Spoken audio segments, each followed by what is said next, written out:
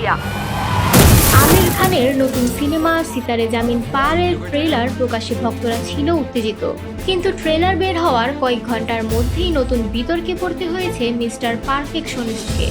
মঙ্গলবার সিনেমার ট্রেলার প্রকাশ পাওয়ার পর থেকেই বয়কটের মুখে সিনেমাটি, এমনকি নকলের অভিযোগেও অভিযুক্ত আমির খান।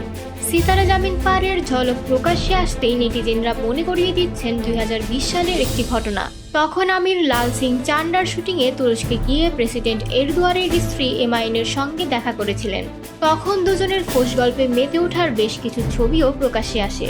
ভারতের শত্রু দেশ তুরস্কের ফার্স্ট লেডির সঙ্গে কেন এত ঘনিষ্ঠতা, সেই নিয়ে আক্রমণের মুখে পড়েন আমির। এবার অপারেশন সিঁদুরের আবহেও ফিরে এলো সেই বিতর্ক। পাকিস্তানের পাশে থাকা তুরস্কের সঙ্গে আমিরের ঘনিষ্ঠতা টেনেই আমিরের নতুন ছবি বয়কটের ডাক দিয়েছে নেটিজেনরা।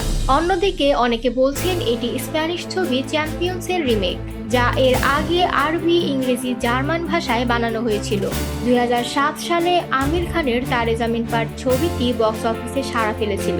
তখন থেকেই তিনি এর সিকুয়েল বানানোর পরিকল্পনা করেছিলেন। এবার আসছে সেই সিকুয়েল সিতারে জামিন পার, যা মুক্তি পাবে 20 জুন।